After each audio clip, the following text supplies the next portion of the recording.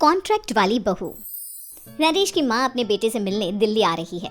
इस बात का पता चलते ही नरेश के दिल में हलचल मच जाती है। नरेश अपनी माँ के स्वागत की तैयारी में लग जाता है। साथ ही उसे डर भी सताने लगता है कि उसकी माँ कहीं अपनी पुरानी जिद पर फिर से बैठ ना जाए। हे भगवान, इस बार बचा लो, अगले साल पक्का माँ की जिद पूरी कर दूंगा। तभी दरवाजे की घंटी बजती है। नरेश दरवाजा खोलता है तो सामने अपने मकान मालिक को देखकर हैरान हो जाता है, क्योंकि उनके साथ एक सुंदर सी लड़की भी थी। नमस्ते अंकल, कुछ काम था, मुझे बुला लेते। आपने क्यों कष्ट किया?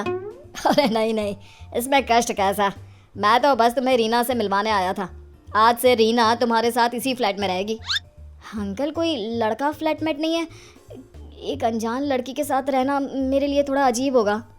देखो नरेश, मैं तुम्हें पहले भी बता चुका हूँ कि इस फ्लैट में तुम्हें किसी ना किसी के साथ एडजस्ट करना ही होगा, या फिर तुम अकेले पूरे फ्लैट का किराया दे दो, मैं किसी को नहीं रखूंगा। नरेश अपने मकान मालिक की बात सुन के रीना के साथ रहने के लिए तैयार हो जाता है, पर अंदर ही अंदर उसे ये बात खाने लगती है कि वो अपनी माँ को क्या जवाब देगा जब उसकी माँ रीना के बारे में उसे पूछेगी। दिन बीतने लगते हैं। नरेश और रीना अच्छे दोस्त भी बन जाते हैं, पर अभी भी नरेश अपनी प्रॉब्लम का सोल्यूशन नहीं ढूंढ पाता। एक दिन नरेश बहुत परेशान सा बैठा होता है। तभी रीना उसे पूछती है, क्या हुआ नरेश, तुम काफी परेशान लग रहे हो, सब ठीक तो है ना? हाँ, सब ठीक है, बस एक छोटी सी प्रॉब्लम है। वो एक्चुअली 2 दिन बाद मेरी माँ मुझसे मिलने आ रही है। अरे, तो इसमें प्रॉब्लम क्या है? ये तो खुशी की बात है। हाँ रीना, बट मेरी माँ एक जिद लेकर बैठ गई है कि मैं शादी कर लूँ, पर मैं अभी इस चीज़ के लिए तैयार नहीं हूँ।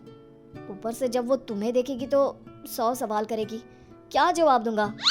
अरे, इसमें कोई टेंशन वाली बात नहीं है। मेरे पास ना इस प्रॉब्लम का सोल्यूशन है, जिससे ना तुम्हें शादी करनी पड़ेगी और ना ही तुम्हारी माँ मेरे बारे में कुछ पूछेंगी। रीना की बात सुनकर नरेश सोच में डूब जाता है। वो सोचता है कि रीना खुले ख्यालों वाली लड़की है, कहीं माँ को सच बता ना दे। नरेश को सोच में डूबा देखकर रीना कहती है, अरे क्या हुआ, किस सोच में पड़ गए? डोंट वरी, जैसा तुम सोच रहे हो ना वैसे कुछ भी नहीं है।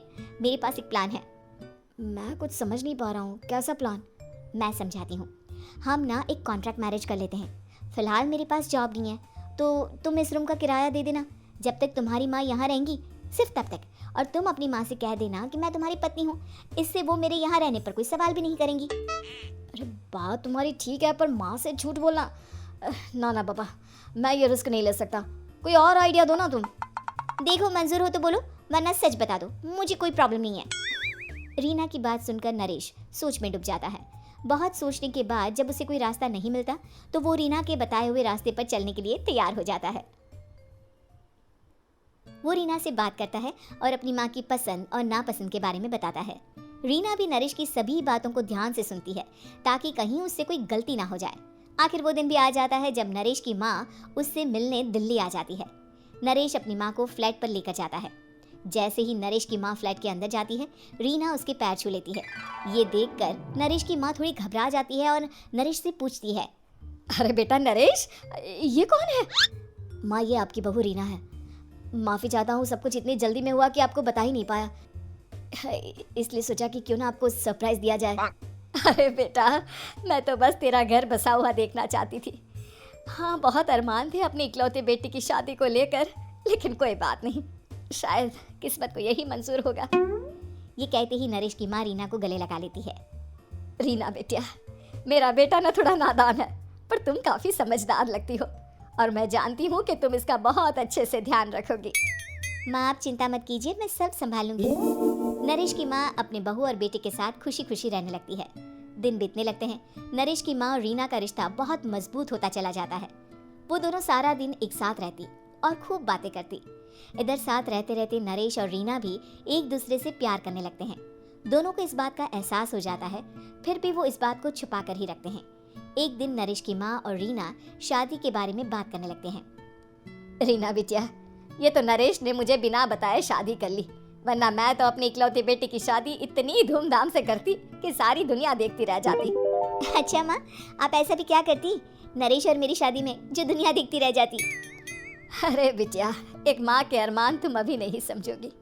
मैं तो अपनी बहू को एक रानी की तरह लेकर आती और शादी भी बिल्कुल शाही अंदाज में करती, पर मेरे तो सारे अरमान ऐसे ही रह गए। खैर, मुझे तो अपने बेटे और बहू की खुशी चाहिए बस। ये कहते हुए नरेश की माँ की आंखों में आंसू आ जाते हैं। रीना भी ये सुनकर ख्यालों में खो जाती है, क्योंकि वो भी मन ही मन खुद को नरेश की पत्नी और उसकी माँ की बहू मानने लगी थी।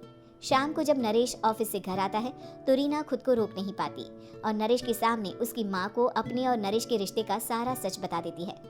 रीना की बात सुनकर नरेश की माँ दोनों से बहुत नाराज हो जाती है और घर वापस जाने की बात करने लगती है। तुम दोनों ने मुझसे सच छुपाकर बहुत ठेस पहुंचाई है मुझे। अब तुम लोगों के साथ नहीं रहना चाहती मैं। कल ही वापस चली जाऊंगी अपने घर। माँ मुझे माफ़ कर दो, ये सब मैंने रीना के कहने पर ही किया है, वरना मैं भी आपको कभी ठेस पहुंचाने के बारे में सोच भी नहीं सकता। हाँ माँ, हमने ये सिर्फ आपका दिल रखने के लिए किया, प्लीज़ हम दोनों को माफ़ कर दीजिए। तुम दोनों ने मेरे अरमानों के साथ खिलवाड़ किया है, और वैसे भी मुझे अपने बेटे के लिए एक अच्छी लड़की ढूंढनी है, इसलिए मेरा यहाँ से जाना ही बेहतर होगा। माँ की ये बात सुनकर रीना खुद को रोक नहीं पाती। माँ, क्या मैं आपके घर की बहू बनने लायक नहीं हूँ? रीना की बात सुनकर नरेश हैरान रह जाता है। नरेश की माँ भी कुछ समझ नहीं पाती। मैं कुछ समझी नहीं, आखिर तुम कहना क्या चाहती हो? माँ, मैं वो नरेश से बहुत प्यार करती हूँ और साथ ही साथ मैं आपको भी अपनी माँ मान बैठी हूँ। आज जब आपकी बातें सुनी तो खुद को रोक नहीं पाई, इसलिए सारा सच आपको बता दिया। रीना की बात सुनकर नरेश की माँ की आंखों में आंसू आ जाते हैं और वो अपने बेटे नरेश और रीना को गले लगा लेती है। मेरे घर की बहू तो सिर्फ रीना बिटिया ही बनेगी। मैं आज ही तुम दोनों की शादी की तारीख निकलवा दूंगी, बस एक बार तुम्हारे घर वाले मान जाए।